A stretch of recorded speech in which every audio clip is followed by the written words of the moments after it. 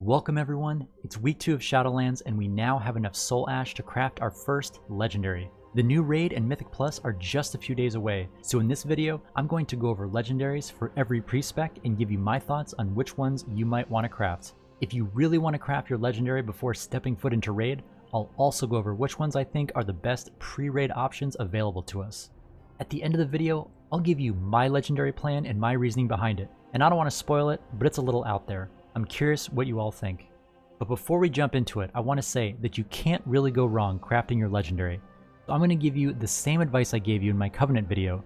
Do your research, but at the end of the day, you'll be fine no matter which choice you make. Even if you craft a suboptimal legendary this week, you'll be able to craft another one very soon, and the power gain you'll get from the early legendary will still give you a nice boost early on.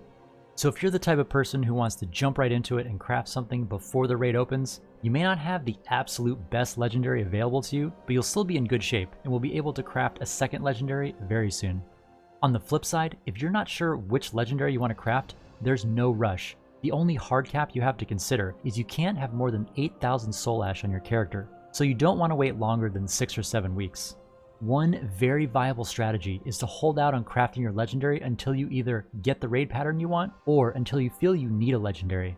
You can also wait until you have enough soul ash to craft a higher level legendary if you want to save some money on materials. None of these decisions are inherently right or wrong, it's all up to you. Another thing to keep in mind is for Heroic Week, the deciding factor on whether or not your raid kills bosses will not be your legendary. You'll inevitably have a few raiders who didn't look at any guides or videos and will proceed to die over and over because they don't know the mechanics. So don't sweat your legendary week 1. It's much more important to step into raid or Mythic Plus with an understanding of each fight. This is by far the best way to perform well weeks 1 and 2. Once everyone learns the basics of the fights, that's when your numbers and your legendary will start making a much larger impact. So if you're chomping at the bit to craft the first possible legendary you can, you'll be fine. If you're going to wait as long as possible to craft a legendary, you'll also be fine. With that out of the way, let's start with Shadow. Shadow legendary effects have undergone a lot of tuning on beta, and before you craft your Shadow legendary, keep in mind that any of these effects can still be tuned at any time. It's very likely that Blizzard will tune some legendary effects between Heroic and Mythic Raid Week, so keep your eyes peeled on the patch notes and check the Priest Discord and Warcraft Priests, links in the description below, for any updates and changes. The best Shadow legendary right now, for Raid and Mythic Plus, is Eternal Call to the Void, which is obtainable from Council of Blood in Castle Nathria. It periodically spawns tentacles that duplicate your Mind Flays and Mind Seers and give you some extra insanity.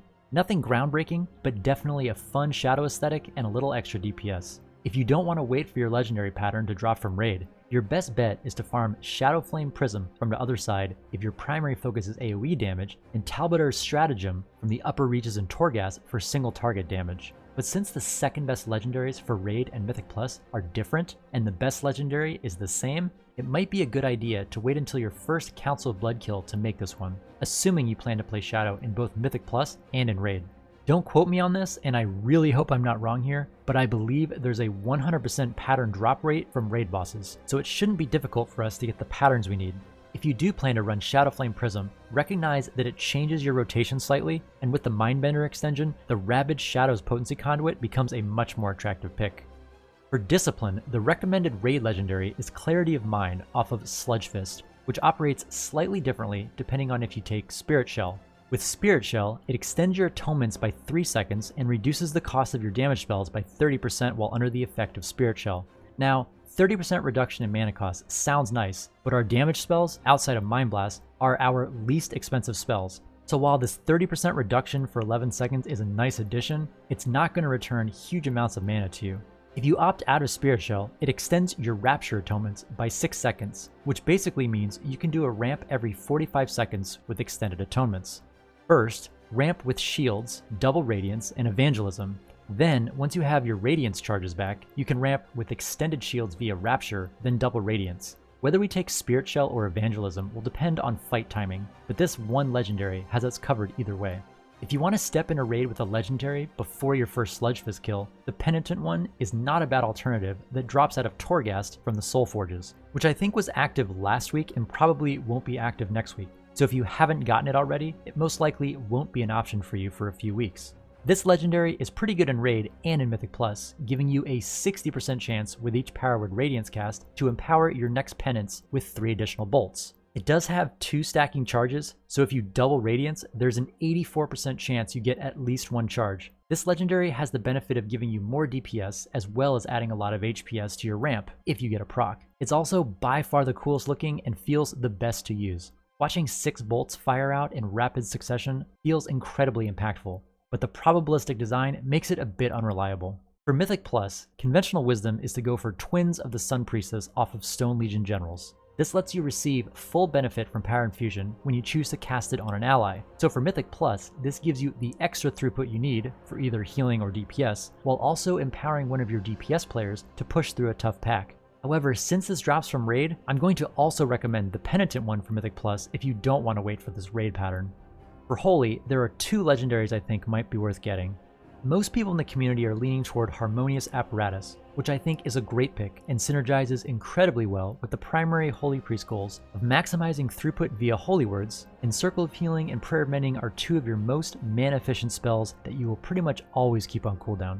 However, this drops off the last boss in the raid, Sire Denathrius, so you're going to have to figure out how long you think it will take to down that boss before deciding which legendary to craft. I believe it's a 100% drop rate, even on normal, so maybe it won't take that long. If you want to craft something before raid, it gets a little tricky here. My next recommendation for a pre-raid legendary is Divine Image, but this drops from Torghast, Coldheart Interstitia, which we haven't seen yet. I believe this will be in the rotation for the week raid opens up, but I can't say that with certainty. This legendary has a very high chance to spawn an image that duplicates your spells for 15 seconds every time you cast a Holy Word, which also works well with the Holy playstyle. For Mythic Plus, I'd honestly just wait to craft your legendary until you can either get Harmonious Apparatus or Twins of the Sun Priestess. The alternatives for Mythic Plus seem very underwhelming. The bottom line here is all our best legendaries come from Raid, so if your goal is to be as ready as you can be for the first or second week of Mythic, waiting until you get your pattern from normal or heroic Raid is probably the play. However, there are some reasonably powerful legendaries you can craft this week if you prefer. At the beginning of the video, I promised I'd tell you all my plan, so here it is. I'm in a bit of a tricky spot since I primarily heal in Raid and primarily DPS in Mythic Plus, so I don't really consider either one to be my main or off-spec. First of all, I plan to wait as long as I can before crafting a legendary. I plan to push Mythic Plus very hard in the first few weeks, so I think I can maintain a healthy gearing lead over most of my fellow raiders, which should allow me to perform at a reasonable level without needing a legendary. I've also been looking at the prices on the auction house, and crafting the same legendary at each item level looks expensive. Remember that you will only ever pay the delta on the Soul Ash cost, so there's no reason to hold off on creating a lower item level legendary from that perspective, but the missives and base items are currently selling for an obscene amount of gold. If I can find an inscriptionist or tailoring friend, I might craft early, but the outrageous prices turn me off from rushing to get my legendary. So which legendary am I going to craft? I have a bit of a crazy idea here, so bear with me. I've been considering going all in on Twins of the Sun Priestess until it hits item level 235, which I think I can do by the second week of Mythic if I get lucky enough to get 1 Soul Ash quest on my mission table. I can craft Twins of the Sun Priestess on a Helm piece, which deconflicts it with the higher item level crit haste shoulders and chest pieces off of the last 2 raid bosses. Twins of the Sun Priestess would give me a reasonably good piece available by all specs in the highest stat slot in the game. It's already my best legendary for healing Mythic Plus. I think it will cover some of the gaps with my ramp and raid from not having clarity in mind, and although it will be a 0 DPS increase for Shadow, it will give my group a second power infusion, which is probably more overall party DPS than the roughly 3 to 5% increase I get if I ran Eternal Call of the Void. So that's my crazy idea. Should I go for it, or just be a good little raider and get clarity of mind? I want to know what you think. A month or so from now, we'll be rolling in Soul Ash and still deep into Mythic progression. So maybe I should just take the advice I gave at the beginning of the video and craft the legendary I want and trust that it will all be fine. If you enjoyed this video and want to see more like it, consider subscribing to the channel. I plan to do a ton of streaming once the season starts, so don't hesitate to come ask me any questions live or in the comments section below. As always, thanks for watching, good luck in Shadowlands, and I'll see you next time.